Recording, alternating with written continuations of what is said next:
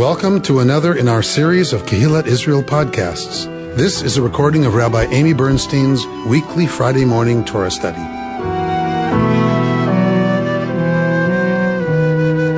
So we are in this amazing, wonderful story, this book of the people, this clan that we've been hanging out with for the entire book of Bereshit, of Genesis, as they become not only a clan, but as they become a people, right? As they become a nation. This is our national foundation story. It is known to us. All of you know, right? Most of the general gist of this beginning part of the book of Shemot. So, of course, we're going to take time to focus on the little nuances that we don't often know.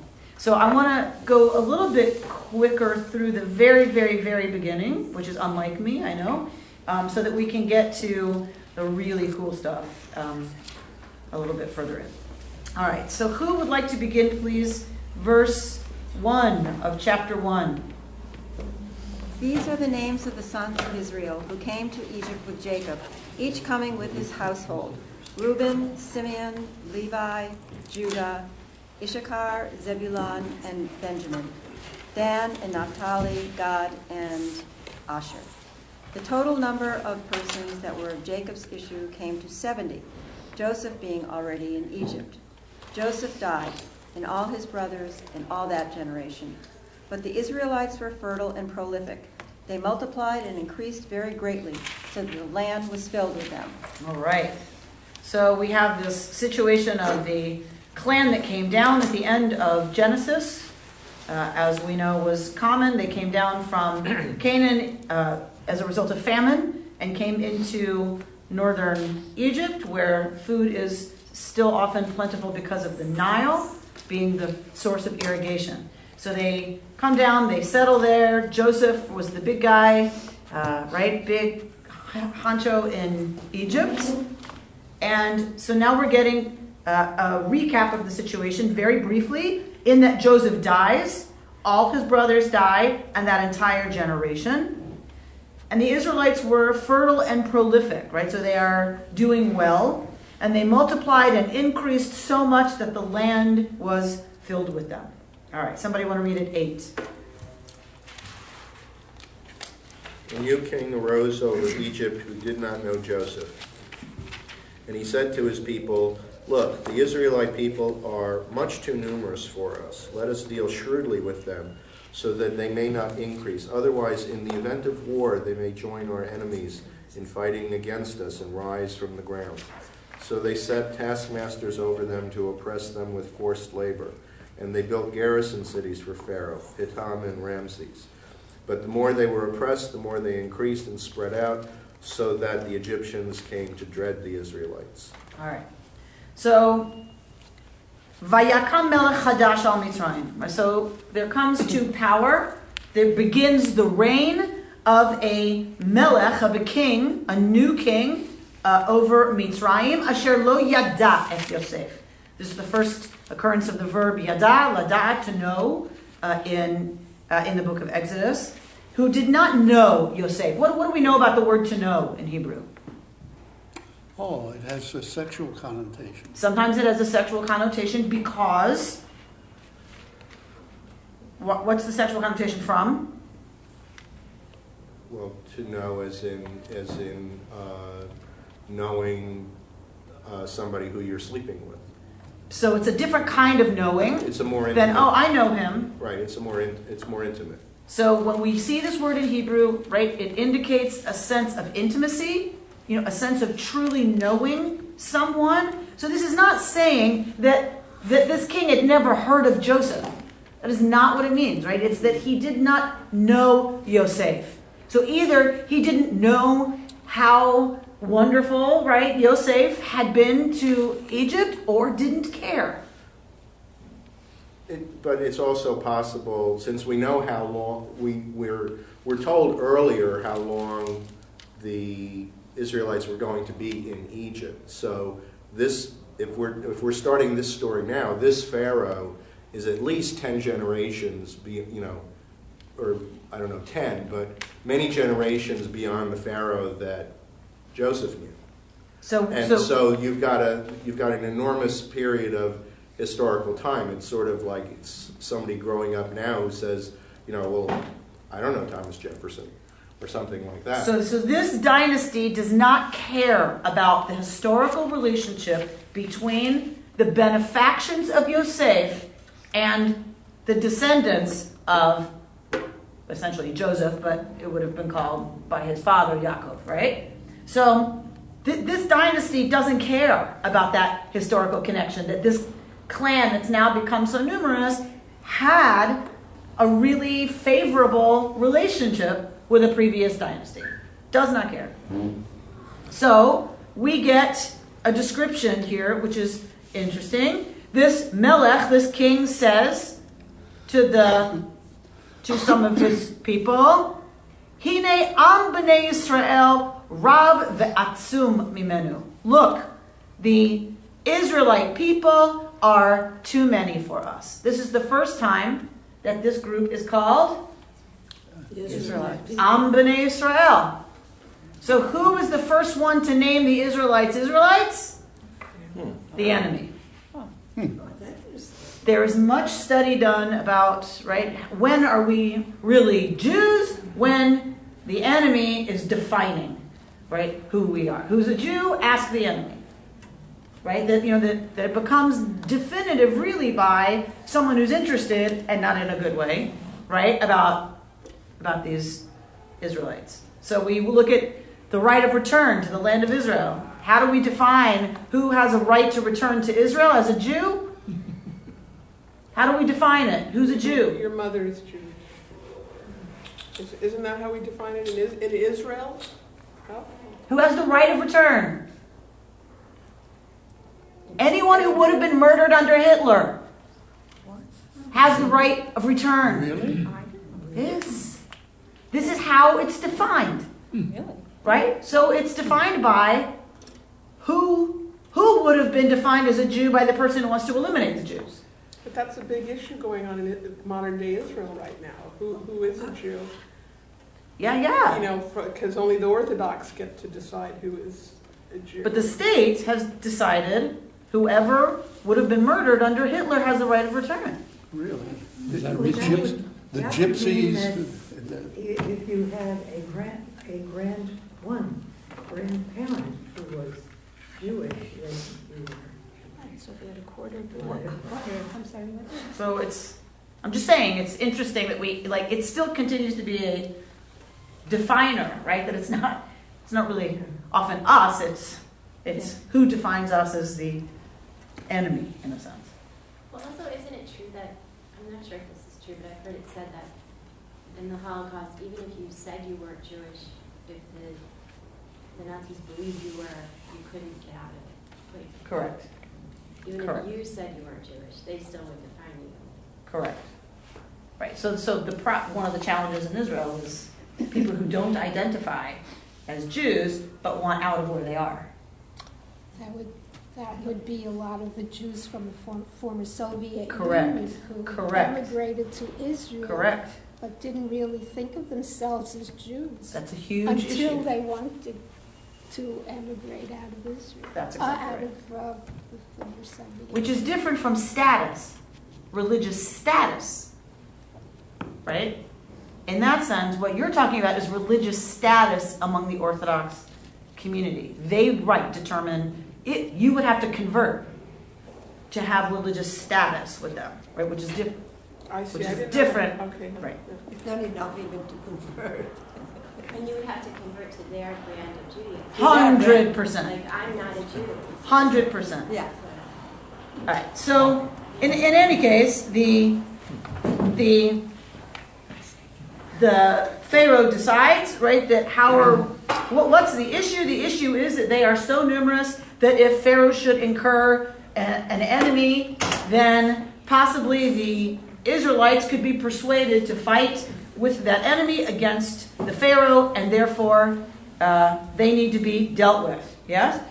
So verse 11, they put over them taskmasters to oppress them with indentured servitude, right? And Slavery. forced labor. And they built the garrison cities for Pharaoh Pitom and Ramses. But the more they were oppressed, the more they increased, right, and spread, so that the Egyptians came to dread the Israelites. I have a question. Yes. In our history, we were always expelled. Why didn't the Pharaoh just expel us? Good question. Why do you think? When they want to make slaves. They were slaves.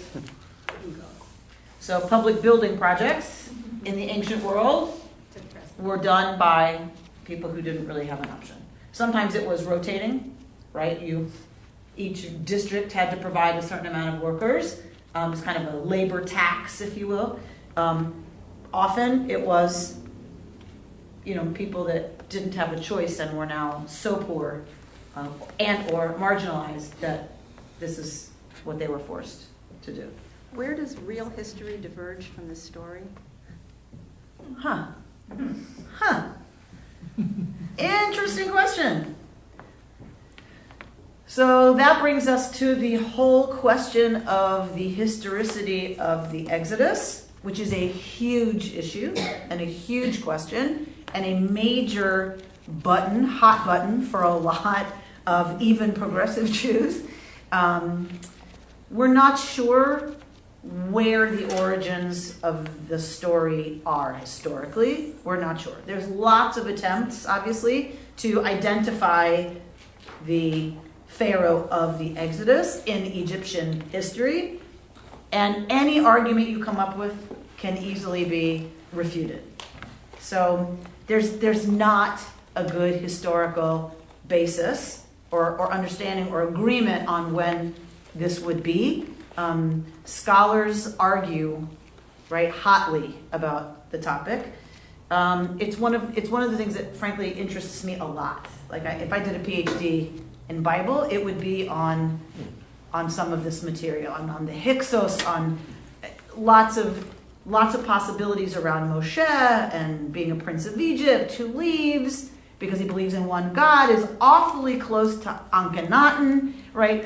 One of the pharaohs who believes in one God and then is kicked out, right? He's in the Pharaoh's palace and there's just so much that's fascinating to me about this material. There's not a lot of agreement. So what I'm going to say is what we have is our mythic history. Yeah. We have elements of actual lived archaeological history that are here, but not enough for everyone to agree. Oh, absolutely, 100%. This is when it is. Even if they tell you, 100%. Were there this is Jews when it is. even down in Egypt? I mean, is there any evidence that there were Jews who went down? So define Jews. What are Well, Jews? I don't know, the I'm serious. The This sons of becomes the Jacob. issue. I mean, What are Jews? yeah. Jews are not Jews. There is no Jews. Yeah. There's Israelites. Well, what are Israelites? A Semitic clan, right? So they look at Egyptian art and hieroglyphics and all of that to locate Semitic peoples living in Egypt. There is certainly pictorial evidence for Semites in Egypt. Are those our Semites? Right? So, because we don't know what our Semites would have been identified as. But if you watch one of those shows called like Mysteries of the Bible, right? I love that stuff. On A&E, Mysteries of the Bible had a whole, huge episode on the Exodus. And so, kind of trying to identify Semitic clans that were there, and from the evidence, what does it mean? And they have their whole idea about, and then there's this legend, that's recorded of a battle at a body of water, and so you can take a lot of things and make it evidence for the Exodus. For me, what remains most important is that this is our foundation narrative as a people, not the historicity. And so a lot of people disagree with me on that. Somebody I'm very close to in the congregation and I had this whole huge discussion. She was horrified that maybe I was suggesting it didn't exactly happen.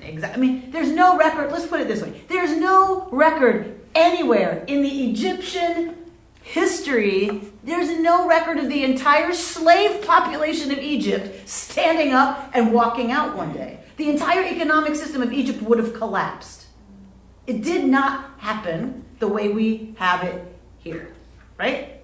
This is our narrative about it. Now, what are the historical kernels of a group, a band, that somehow follows this charismatic leader and decides to take off and to leave? Okay, so, that's, and then hooks up with another group in the desert, right? And they become this thing, probably, something like that. Is there anything of that from, say, the Egyptian side? I know you were talking about they didn't have record slaves, but is there any mention of like a quote-unquote slave revolt? There isn't. That would match this. Right. So again, there's this battle at a body of water, and there's some, indication of, some ways that might match up to our story, but there is not like there was this huge slave rebellion, and they left, and there was sickness and death in Egypt. Like there's no such. Is there record. any other historical stuff around that time that's solid? Or is I'm sorry? any other historical information around that time that's solid, aside from just the Jews leaving? I mean, That's solid? Yeah. From our story? No, not from your story. Just history that's concrete and known around that same time. So what time? Well, What time? That's the problem. What time? Where are you going to place this? People look at Ramses and say this must be Ramses II, and therefore it's got to be 2500 BCE or whatever the dates are. Then someone else says, no, you have to look at X, Y, and Z, and that means it's a different date. And then if you count this way, so it becomes a question of when are we talking about, right, at all? We have some parameters just because of the culture of Egypt and what would have been, appropriate to our story. But it's a pretty wide range of time. So again, for me, and this is a big issue, and I don't mean to belittle it. I do want to get to these amazing texts, but what's important for me is that this is the story we continue to tell about ourselves, which is not that we were the biggest and the smartest and the best and we beat up everybody else in the region, right? And conquered because we rule, right? And we are God's strong people that took over because God gave us the power, right? That is not our story. I continue to find it deeply, deeply meaningful as a Jew that our story that we continue to tell is that we started as nothing as a people. We started as slaves to Pharaoh in a foreign land where we had no rights, no protection, right? No status. And that we locate our origins there, for me, is definitive of what it means to be a Jew. Because it always says you can't ever otherize and say, if only, right? If only those poor people in LA would pick themselves up by the bootstraps and work hard, right? And apply themselves, they could climb out of poverty, right? Or somehow they deserve it because the color of their skin is such that they were meant to be slaves, right? Our foundation narrative says you were slaves in the land of Egypt. And therefore, think of all the things that follow from that. You can never otherize. It was you. And you didn't earn it, and you didn't do anything on your own to get out. I, Adonai, brought you out of Egypt. So, for me, it continues to be something I'm deeply proud of, something that I want us to remind ourselves of always as the wealthiest country in the history of the universe. There you go. All right, so let's also look at some other things I love about this story. Go to verse 15. Someone start at 15. They made their lives bitter. Oh, we didn't read that. Right here we get the maror. So look at verse 14. 14. Vayemareru et chayehem. Do you see that? The first word in the Hebrew, if you read Hebrew at all, the first word of 14. Vayemareru et chayehem. They made their lives maror. Bitter. Vayimoreru, right? They horseradished their lives, right? I love that. Right? So it's with ba'avodah kasha, like with hard labor, right? So you can imagine hard labor, right? Terrible, terrible, terrible conditions. Working in the fields, which would have been brutal in the heat, right? So really, really brutal physical hard labor. All right, someone read it 15. The king of Egypt spoke to the Hebrew midwives, one of whom was named Shiphrah and the other Puah, saying, when you deliver the Hebrew women, look at the birth stool. If it is a boy, kill him. If it is a girl, let her live. The midwives, fearing God, did not do as the king of Egypt had told them. They let the boys live. So the king of Egypt summoned the midwives and said to them, why have you done this thing, letting the boys live? The midwives said to Pharaoh, because the Hebrew women are not like the Egyptian women. They are vigorous. Before the midwife can come to them, they have given birth. And God dealt well with the midwives, and the people multiplied and increased greatly. And because the midwives feared God, he established households for them. Then Pharaoh charged all his people, saying, every boy that is born you shall throw into the Nile, but let every girl live. Our hero story, this is our hero narrative. We are getting the origins of the hero Moshe. In every hero narrative, the infant must be born into a situation of danger. Mortal danger. Hercules and the snakes, right? You have to have the hero born into mortal danger. So our hero narrative should begin with, and Yocheved, wife of Avram, gave birth to a boy, right? That is not the beginning of our hero story, interestingly enough. What is the beginning of our narrative? The king of Egypt spoke to Mi'elavdot ha'ivriot, the Hebrew midwives, and makes an order, right, about killing male children. And their response, which we're going to get to, right, is a absolute defiance of such an immoral command. That is the origin of our hero. Not pregnancy. Right? Our story starts with a moral resistance to an immoral injunction. This is the origins of Moshe. And who are the ones who achieve it, who do it? Women. This is our foundation narrative about our hero. Yes? Is that women defy Pharaoh. This is the first civil disobedience in the Bible. Direct opposition to someone who could have them dead. Right? So, who are these women? It says they are the Hebrew midwives. Tell me what that means. Who are they? Are they Hebrews? Because it says Hebrew midwives. It could be that these are Egyptian midwives assigned to the Hebrews. The Hebrew midwives.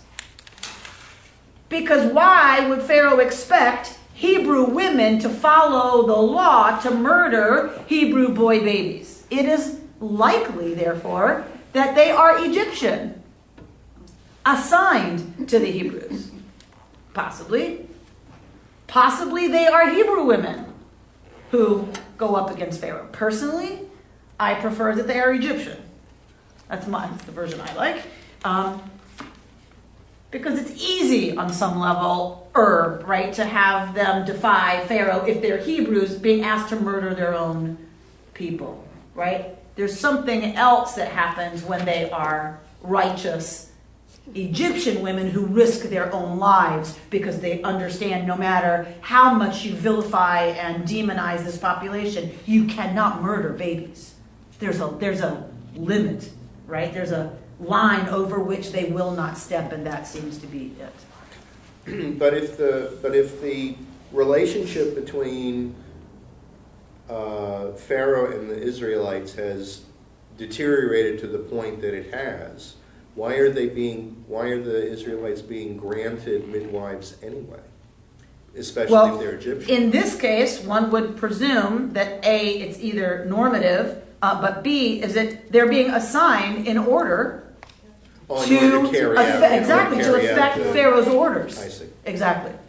So in any case, when you deliver the Hebrew women, their orders are very clear, right? You look at the birth stool. Remember, women would have given birth on something. They would have leaned, sat on something, and the midwife would have gotten the baby from underneath. You look, and if it's a boy, you kill it. If it's a girl, let it live. Many midrashim around this. One of my favorites is that Miriam's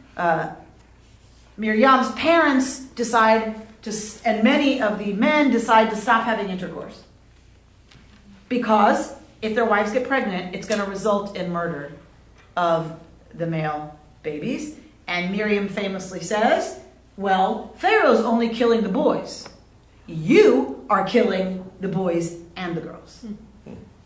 And makes this argument for the men to return to their wives. There's a lovely set of midrashim that I taught one year for the women's Passover learning session, and that is that the women, the Hebrew women would take mirrors and they would go down to where their husbands were working in the field, and they would play a little game with them of, I'm more beautiful than you, and he would say, no, you're not, I'm more beautiful than you, and they would bring wine. They fished for little fishes, and they sold those fishes and got wine so that they got their husbands a little drunk, and seduced them with this little game with their mirrors, and it is in this way that they continue to have babies, girl babies.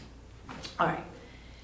Anyway, so there's lots of, what I'm saying is there's lots of midrashim around this, kill the boys, let the girls live. Then it opens up this whole world for the rabbis that they read about the righteousness of the women, right? That it's, in one case it's Miriam, in the other case it's the Hebrew women, but it's always the women, right, who are the ones affecting the fertility of the people in these midrashim.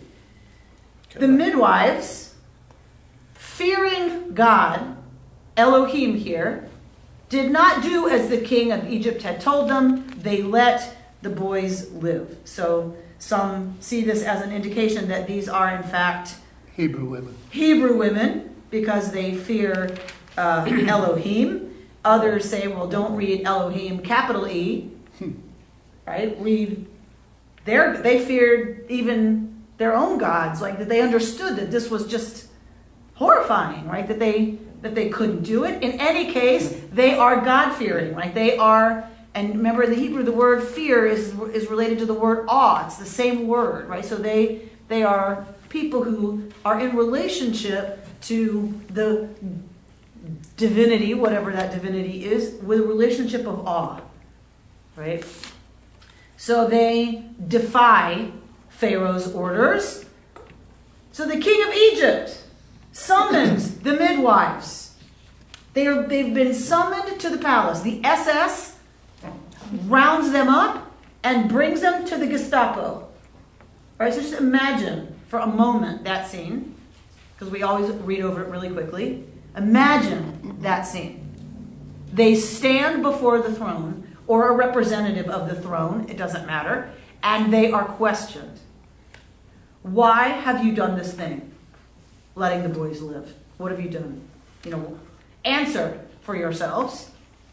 And what do they say? I don't know what you would do in that moment, but words would leave me, right? What is their answer? Because we thought it was wrong. Okay, what is that going to get them? Dead, right? So what do? What do here? The Hebrew women are not like Egyptian women, they say to Pharaoh. They are, what does your translation say? Vigorous. They are vigorous. Okay, love that. What it says is ki chayot hena. They are like beasts. Chaya, right? They are like beasts, essentially. B'terem tavo aleihen hamiyaledet vayaladu. Before a midwife can even get there, they've dropped their baby in the field. So what have they effectively just done? Not our fault. Yeah. How'd they get around him? What have they used? They blame the victim. They blame the woman. They blame the victim, they blame the woman, but why does that get them off? How does that get them off? Because they're not making the decision. The baby is born. There's something that just happens without them being there. They use Pharaoh's racism against him. They are not like German women, these Hebrew women, right? They're like cows. They're like cattle. We can't even get there, right? And they've already had their babies. So brilliant, using Pharaoh's own anti-Israelite narrative against him. And clearly it works, right? Clearly it works because they leave, right? And God dealt well with the midwives. Even God was happy. And even God was happy, With that story, yeah. right, with that story. And again, it's Elohim here. And the people multiplied and increased greatly. And because the midwives feared God, what did God do for them? Vayas lahem batim. God made for them, and interestingly enough, this is them masculine.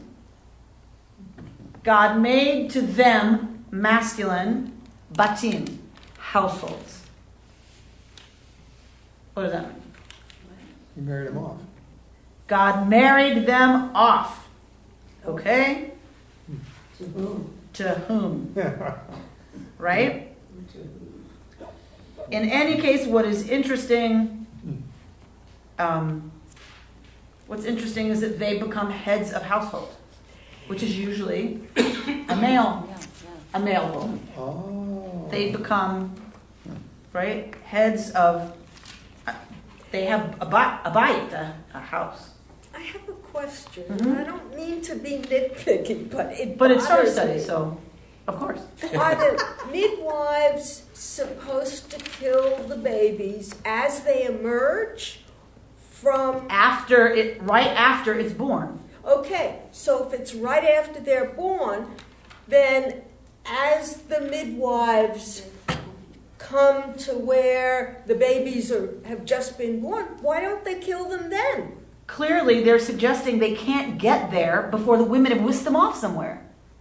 They're gone. Like they get there and she's already given birth, meaning they don't have access to the infant. It's already born. Right. Okay, I'm assuming because. And how do they know it's a boy?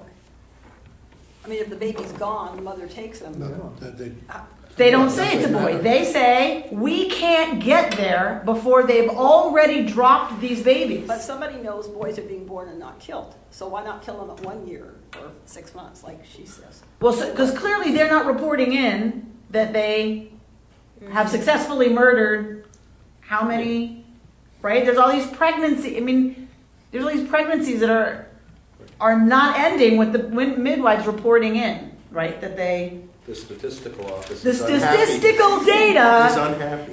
are not adding up. Right. Exactly. These women, these Hebrew women, are such pious, such animals, that they just pick up their babies and run away. Because they can do that, right? They just drop them and go. See, I thought of that as a compliment when I first heard Oh, that. yeah. I thought about, like, even when you say beast, like, the teenagers today, they say you're a beast, that's a compliment.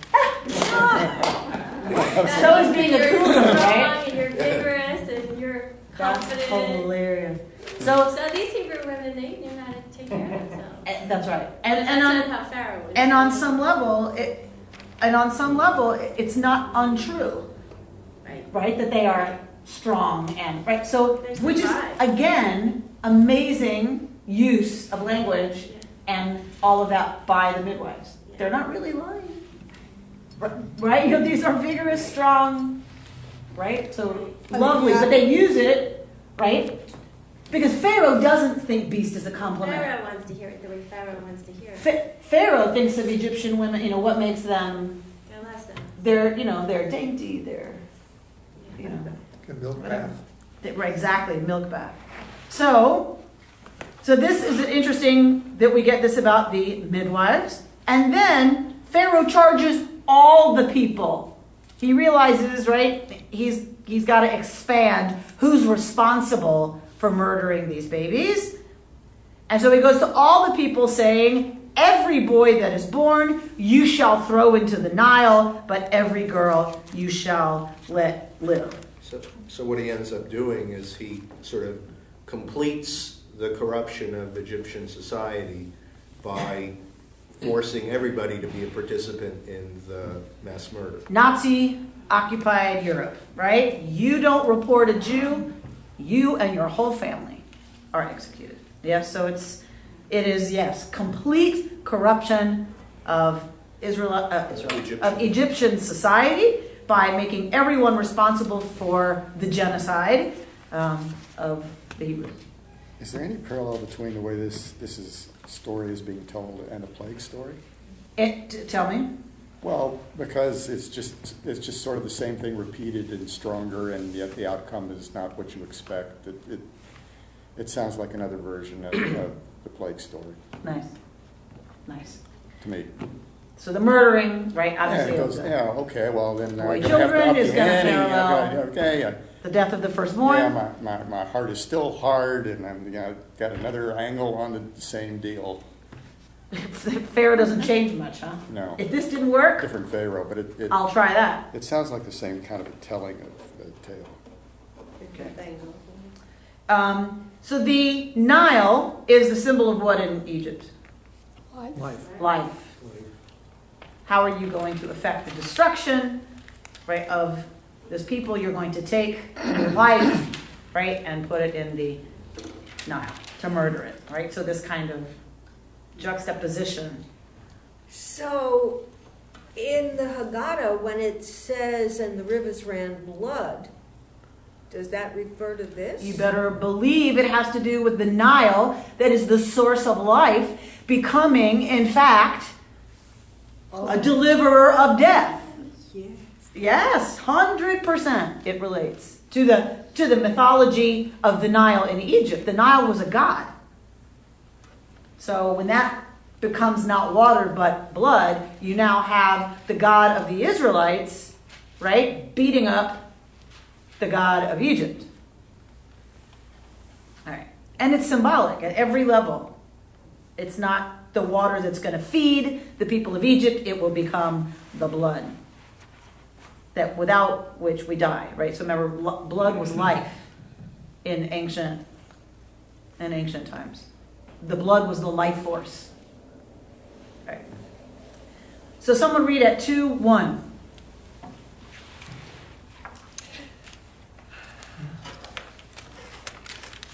A certain member of the house of Levi went and married a woman of Levi.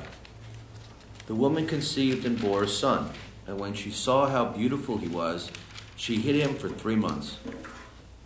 Keep going? Yes. When she could hide him no longer, she got a wicker basket for him and caulked it with bitumen and pitch. She put the child into it and placed it amongst the reeds by the bank of the Nile. And his sister stationed herself at a distance to learn what would befall him. Okay, so we just got the decree that every boy is supposed to be thrown into the Nile. What happens with the girls? Whatever. Whatever. They're not important. They're not going to fight in a war against Pharaoh, so Pharaoh writes them off. Pharaoh takes no heed of them, right? They're just girls. They're fine. You can let them live. But what are they going to do? What's about to happen? What sets everything in motion? What sets Moshe in motion? And ultimately destroys Pharaoh are women. The daughters. Women. The daughters. First of all, the daughter of Levi and Yocheved, right? Miriam.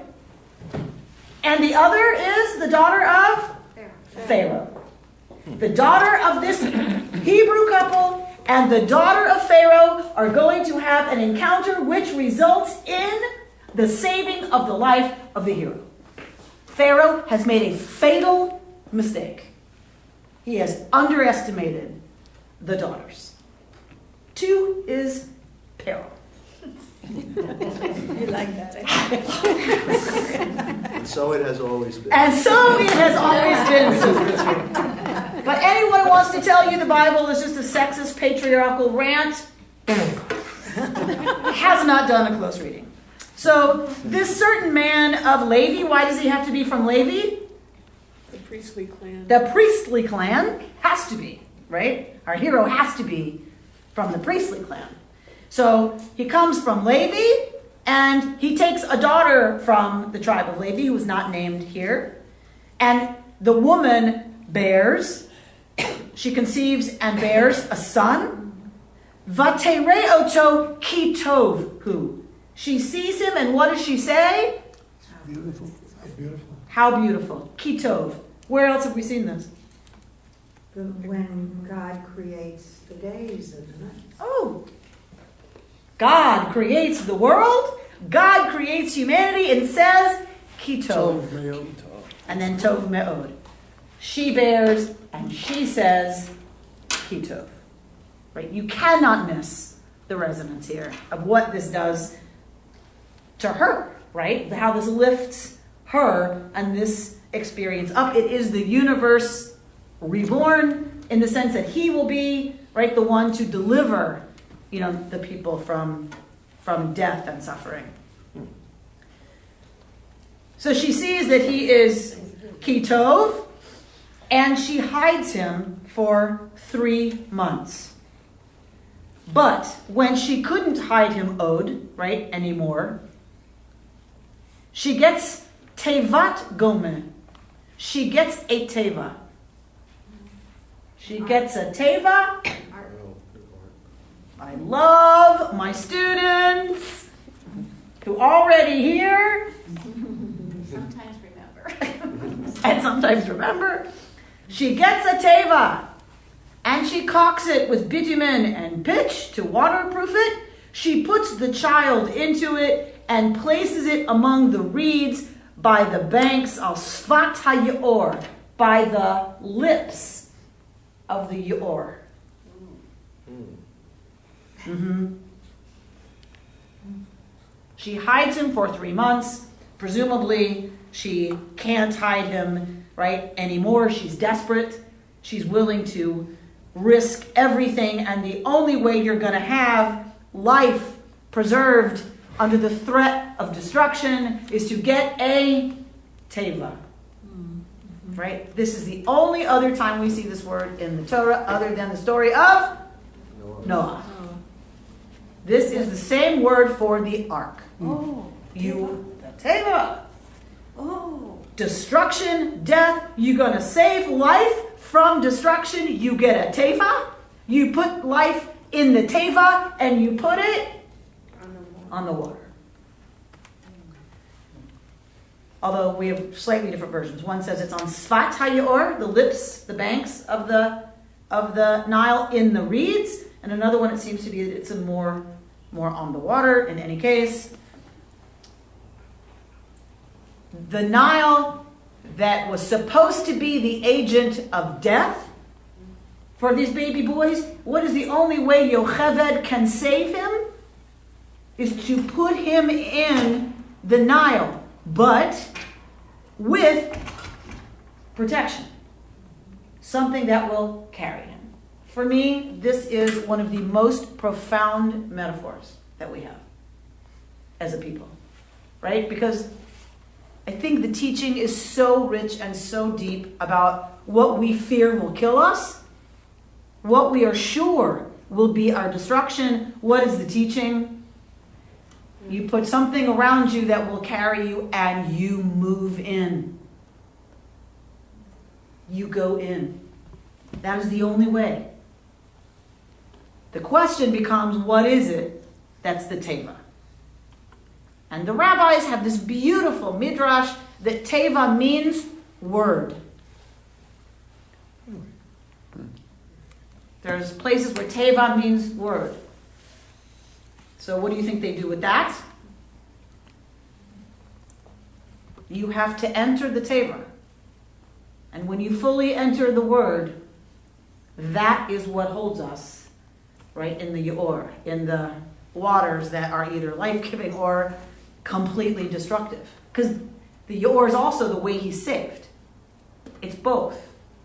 It's transportation to safety and, of course, an agent of destruction. They are always the same. You said something about, I'd like you to repeat that, what we fear. What we fear will destroy us. The only way to safety is to put oneself in something and enter those waters. That's the only way. And often it does destroy who we've been, right? As we become Yeah, you something need to else. die to the old to be born to the new. Of course. Okay. So, she puts him in the Nile, in which he was supposed to be drowned. And then, what are we told? And his sister stationed herself at a distance. She's not named here. Neither is the mother. They are women, right? They are mom. They are sister. They are all mothers. They are all the sisters. This is the paradigmatic, right? Ancestral mother and sister, protective forces. She stands at a distance to learn, ladea, to know, right? To know, ma ya'aselo, what will be done to him. So somebody start at 5.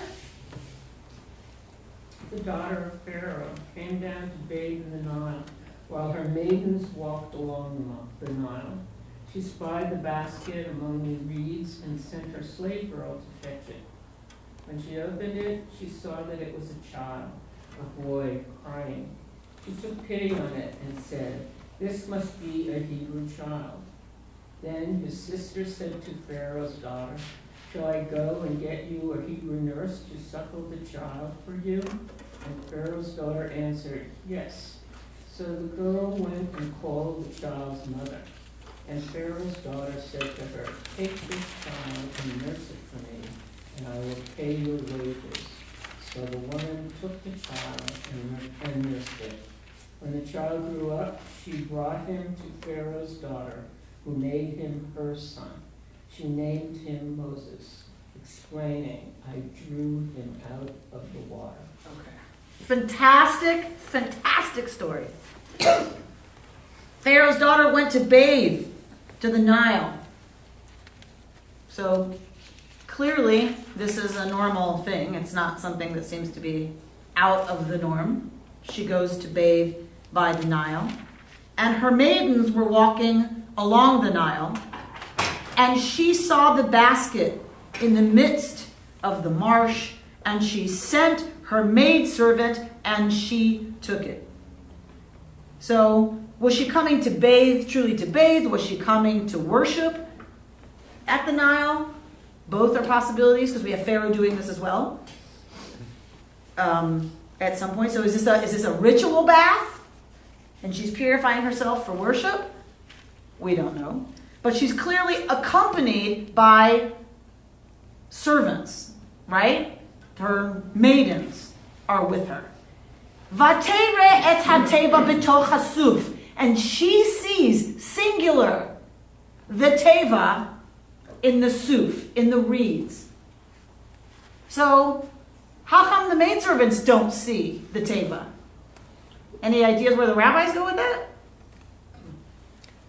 Maybe the maidservants did see it, but they don't count because they're just servants. So what they see doesn't matter. Yeah. Okay, it only matters that she saw.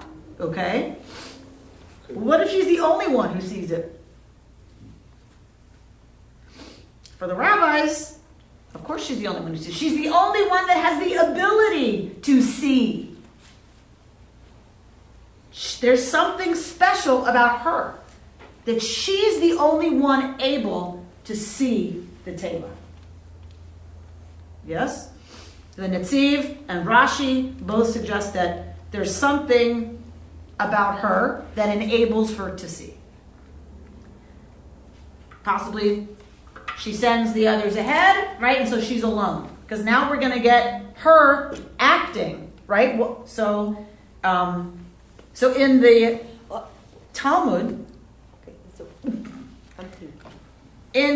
Talmud, we have a discussion. Look at verse 5. We have a wonderful discussion. She sees the teva in the suf. Vatishlach et amata. Vatikacheha. She sent forth her, what does your translation say? Slave girl. Amata. Vatikacheha. And she took it. So the rabbis in the Talmud, Rabbi Judah and Rabbi Nehemiah, argue about the meaning of this word. And according to Rabbi Judah, it's not amata, her slave girl, it's amat shelah, her arm. Oh. She stretches forth her arm and she takes the teva. So, of course, the question then becomes, how could she stretch forth her arm and get it, right? You know, it doesn't say she waded into the water. She says she sent her slave girl, which means you'd imagine the slave girl's like kind of swimming out to or climbing out to where it is, like to get it. If she stretches forth her arm, how is she supposed to reach it? And the Chafetz Chaim teaches that she knew the teva was too far to reach with her arm. She stretches her arm out anyway, and God creates a miracle. And her arm extends all the way out to where the teva is so that she's able to bring it successfully in. For the Chafetz Chaim, it is a miracle. It's God who effects Moshe's rescue. But the only way that can happen is for Bat Paro, the daughter of Pharaoh, to be moved to extend her arm. That creates the possibility, right, of the miracle. Even though it may seem to our human sensibilities that it is impossible to save a human life or achieve a goal, we must still reach out and make attempt.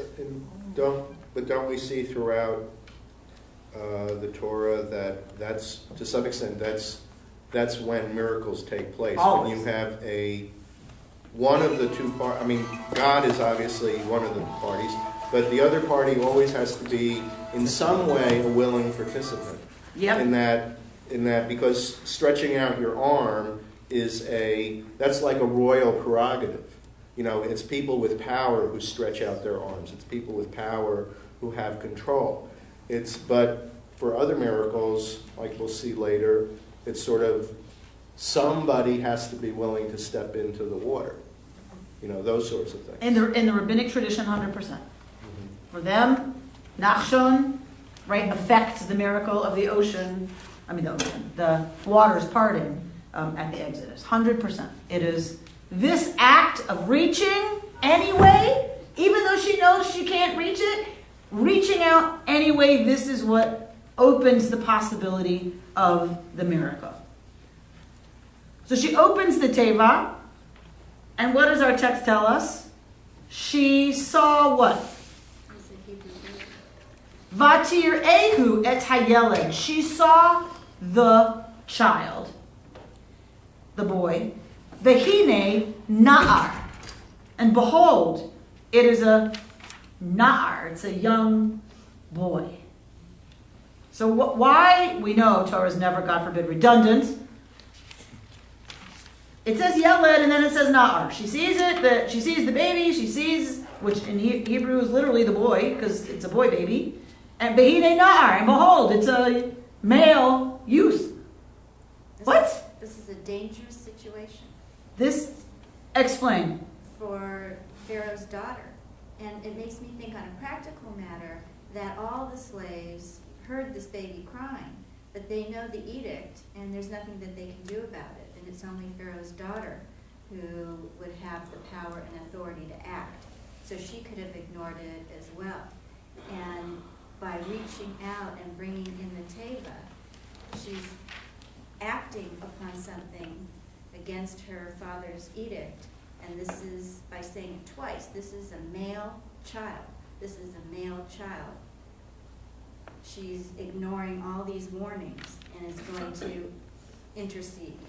So the repetition of the fact that it is a boy is underscoring how defiant her action is. Okay. She is going completely against her father. She's going, therefore, against the law. Pharaoh in Egypt was a god. She has defied the ultimate authority. She hasn't done it yet. She's only taken it to open it to see what's in it. She's not yet done anything in complete defiance of Pharaoh. Right? So she sees that it's a baby, and the Netziv, one of our famous commentators, suggests the reason we get a repetition is that she expected maybe an infant. What she doesn't expect is a 3-month-old. Mm-hmm. A newborn that somebody put in the water, that she expected, a yeled, a boy child. That a boy infant was not shocking to her. This is a beautiful reading by the Netziv. What's shocking to her is, behold, it is a nar. It's 3 months old. It's been well fed. It's been well taken care of. She gets it in that moment that some other mother, some woman has cared for this infant for 3 months and then put him in a basket and floats him down the night. You just think for a minute about a newborn and you think about a 3-month-old. There is a huge difference already at 3 months.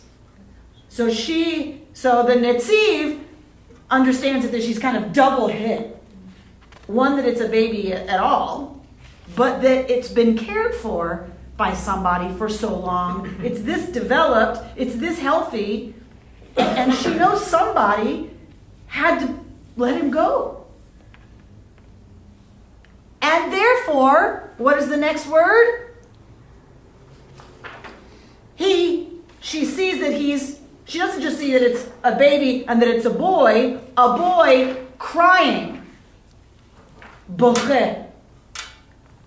All of this together, this healthy, cared for infant that's now alone, and some woman who's bereft because she's let him go because she had to, and he's crying. All of this, what does this result in? She took pity on him. Vatachmol alav.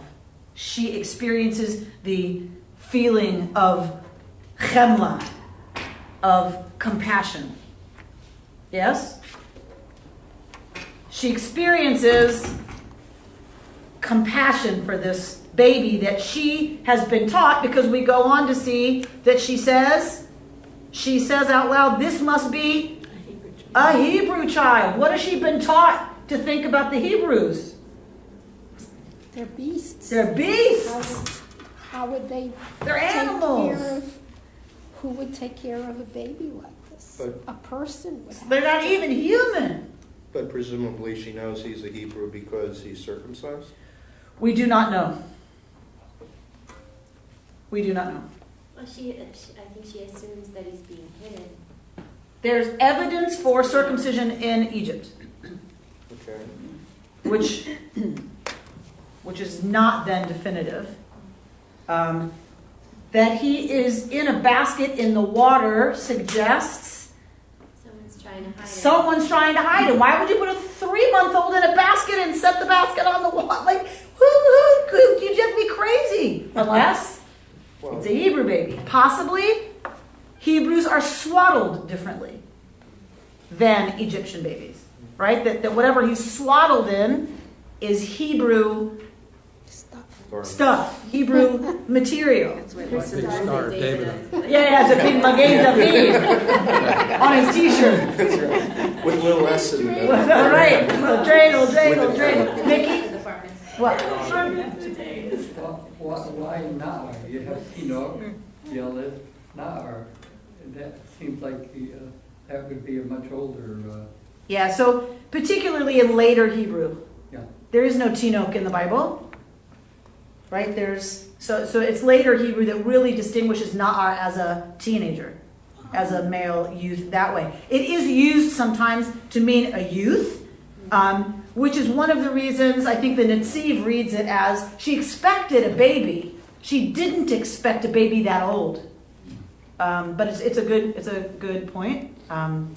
So in any case, she's feeling chemla. She's feeling compassion. She identifies it as a Hebrew child. What does she do? What should she do? This is the moment you're talking of. She discovers that this is a Hebrew boy child. What is she supposed to do now? Turn the basket over. Listen to Miriam. Miriam witnesses this moment. She sees exactly what's happening. She knows the next thing that could happen is that Pharaoh's daughter calls for the SS. She knows that. And what does she do? She suggests getting a Hebrew. Vatomer achoto el bat paro, and his sister says to the daughter of Pharaoh, what the heck business does she have speaking to the daughter of Pharaoh? Yeah, why doesn't anybody say, who are you? Who are you? And she herself is Hebrew. She's a Hebrew child. Addressing the daughter of Pharaoh? The princess? This takes ultimate chutzpah. Yes? This is ultimate chutzpah. She's at that moment, that second of decision, and Miriam knows she has to act. Even if it means she will be, addressing the daughter of Pharaoh, are you kidding? Someone would shoot her on sight, right? The princess is undefended. She's with her maidens. Somebody's going to approach, are you kidding? Right, dead now. Totally dead now, right? But it doesn't happen because Miriam is brave and amazing and chutzpahdik.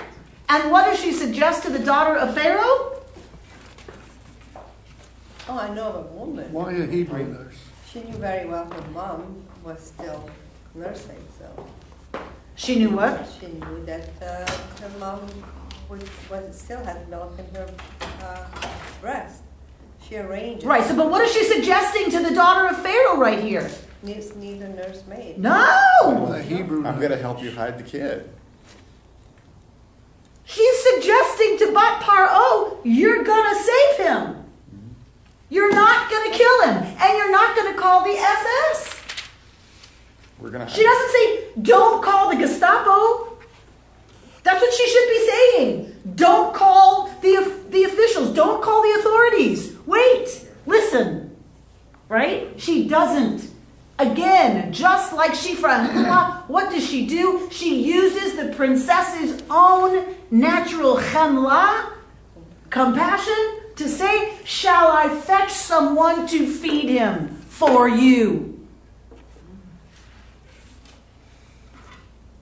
I almost feel like the mom and Miriam set the princess up for this.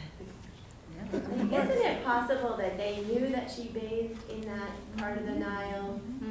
Maybe that was her pattern. Because why would Miriam just hang out there to watch the basket? Like, what is going to happen? Nothing's going to happen if this baby in a basket is just going to sit there. So it's almost like they had, like, it's not written here, It's but the it's almost commentary like they had a in the plan. red book. In the red book, do you have the green book? Yeah. The red book has a commentary on verse 5 that at the end says the mother of Moses probably selected that spot after observing the princess's character and habits, because it was probably not in the Nile itself, which is crocodile infested, but probably in some rivulet of the Nile, which was relatively safe. Which is interesting because it says that Moses' mom somehow had a hope that this Egyptian princess would have compassion for her child, which is amazing to me. That the alliance That of idea. women Yeah. superseded Right. for both of them nationality, Right. rank, status, law, any of it. That somehow Yocheved hoped Right.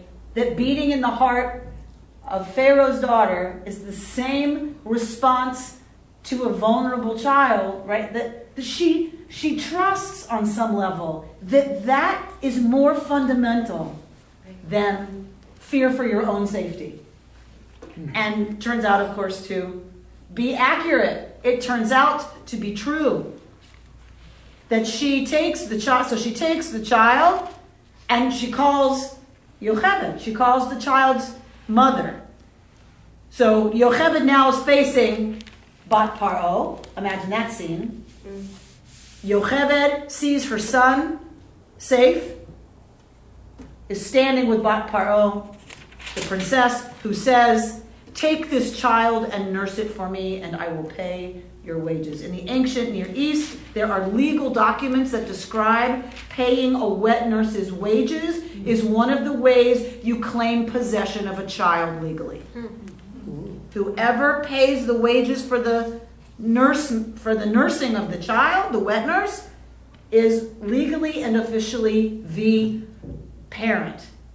So possibly this is the moment of legal adoption by Bat Paro of this baby. I read something recently that the princess was tired of worshiping idols, and she went into the Nile to kind of cleanse herself of all that. Oh, sure. I mean, and I know where you learned that, right? So at Chabad down the street, right? So for the rabbis, of course, Bat Paro is a convert.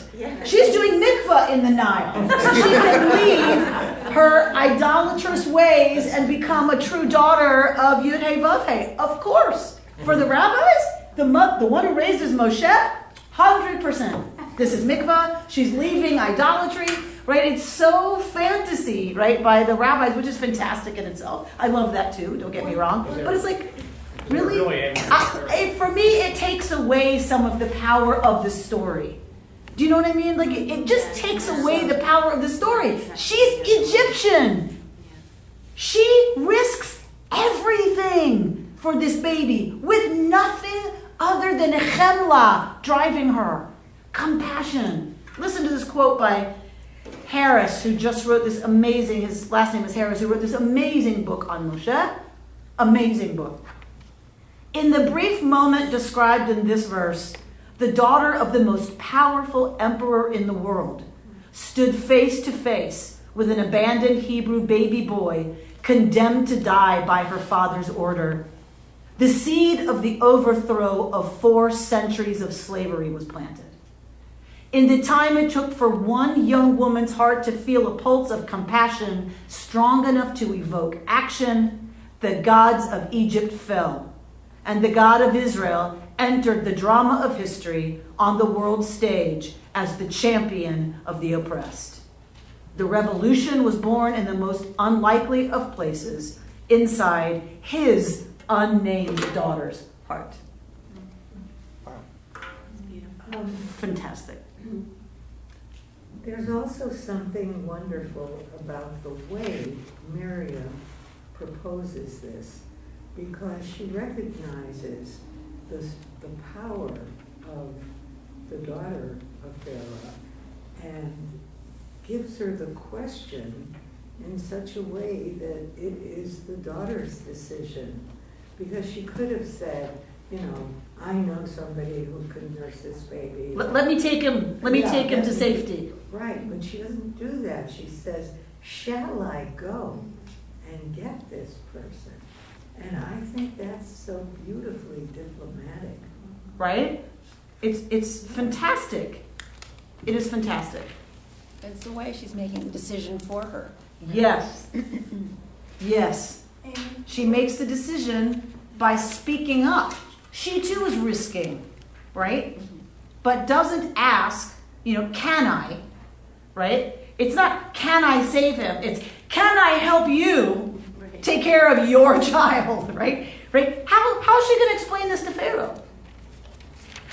How is the princess going to explain to Pharaoh that she now has an infant in the house, who she clearly, because we read the end where it says, when he was weaned, she took him back to the palace. So he's presumably with Yocheved and Miriam until, how old are you when you're weaned in the ancient world?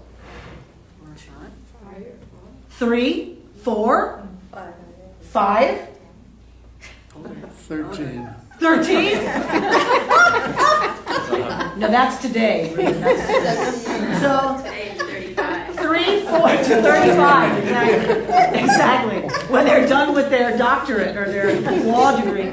So, 3, 4, 5. He's with them. He's with his birth family for 3 or 4 years, and then he's brought to the palace, where the Bat Paro brings him in. Okay, question. Yeah.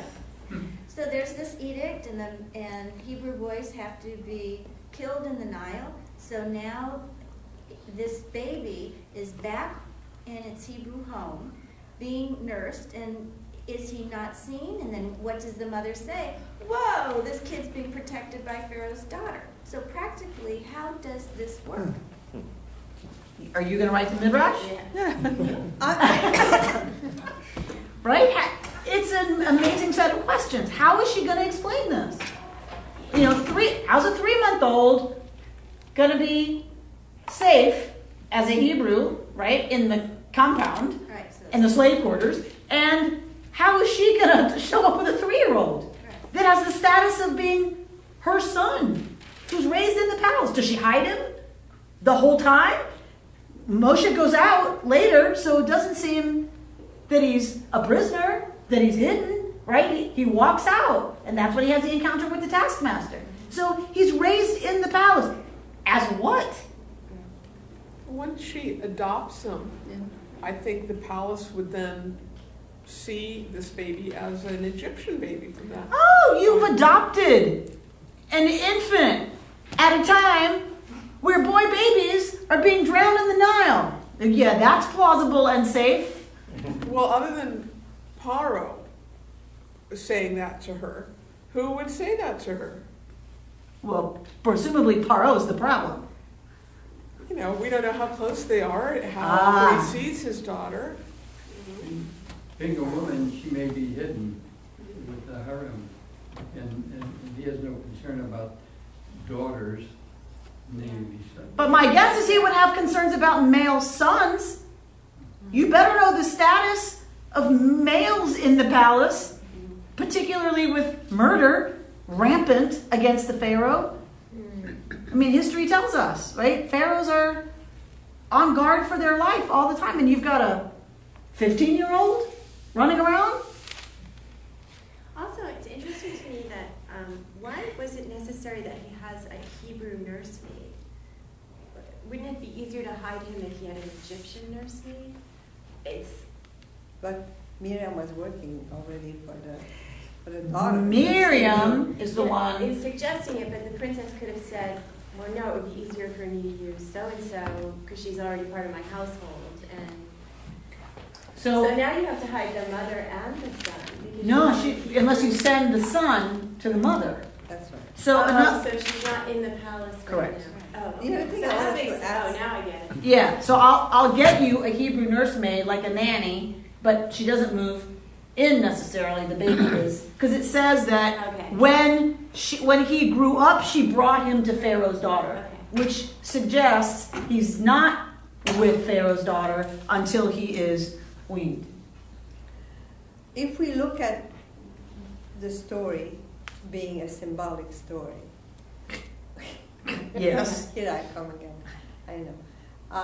The fact that she reached out to me, the daughter, is not what we need to do in life when we need to go and reach out to other people, not knowing what's going to happen, but finding the strength and listen to our heart, to our compassion, even though it's against all the rules or whatever it is that is in our society, that we're going to do what we think is the right thing to do. It's, to me, I see that more of a, if we really believe that this is what happened, Moses and all of that stuff, but I look at more of a symbolic Of course, story. of course.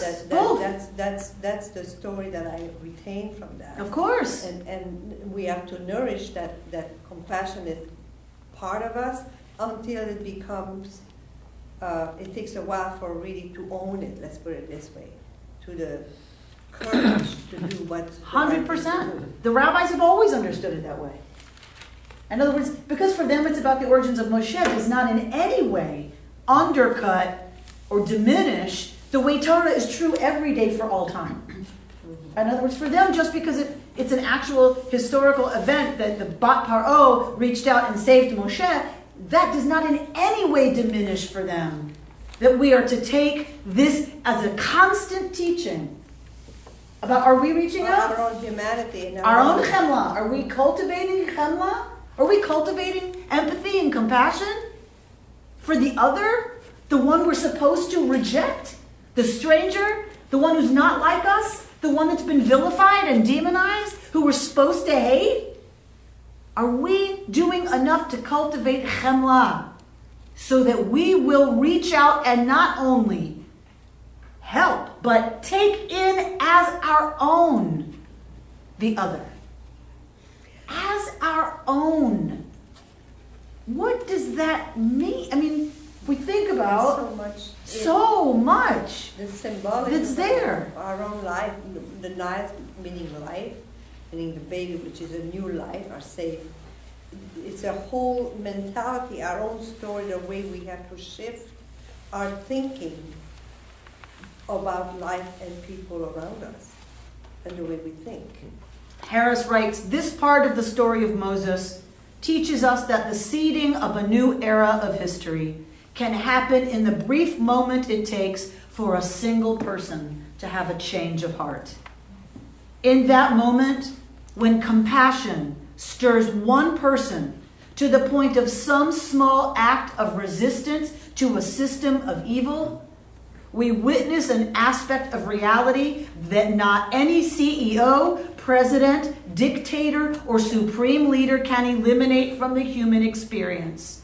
Compassion's version of the butterfly effect.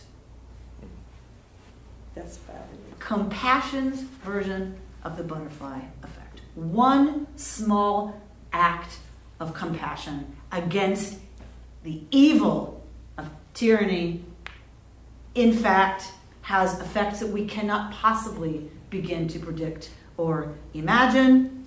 And it creates a crack, writes Harris. It creates a crack at the very center of power, through which ultimately the light of redemption will shine. It is right at the center. It's in Pharaoh's own palace that this crack happens. Because no matter how big your fortress, says the wonderful, eternal, symbolic meaning of our story, which is just as real, right, as anything else, any other level, is that no matter how strong and big your fortress is, that one act of compassion, of love, one small act creates a crack at the foundation. And then there's no stopping what happens after that. And it will bring down the empire. Essentially, what she does brings down the empire. All of these women, Shifra and Puah, their act of chemla. Miriam's act of courage and chemla for her brother. Bat Paro's act of chemla, taking that baby out and keeping it. These are the small acts of great courage and love and strength and compassion that ultimately will bring down the empire of Egypt. What's the name of Harris's book? Moses. Just Google Moses and Harris. Harri. Maurice Harris. Okay. It's a beautiful book. Each chapter is on a different way that Moshe does not fit the paradigmatic understanding of what we have as a Jewish leader. In this case, he's adopted by a non-Jew, right? He's raised with a Christmas tree in the living room. Moshe is raised in the Egyptian palace by a non-Jewish woman, right? So there's one chapter on that, which I've been reading because I taught it at the Women's Seder teaching this past year. And then there are other ones as well, that he marries a non-Jew, right? So he's intermarried, right? So the whole exploration of that. So each chapter is another aspect of Moshe that puts him outside of what we think of as the norm, which is a fantastic and wonderful way, right, to have people read themselves back into the Jewish community and Jewish identity. And it's fantastic. It's really fantastic. Moses, a stranger among us. Moses, a stranger among us. Okay, thank you. Right? Getting to the whole point that he's not who you imagine, right, to be our hero. All right. A good start. You've been listening to Rabbi Amy Bernstein's Friday morning Torah study from Kehillat Israel in Pacific Palisades, California. For more information, go to our website, www.ourki.org.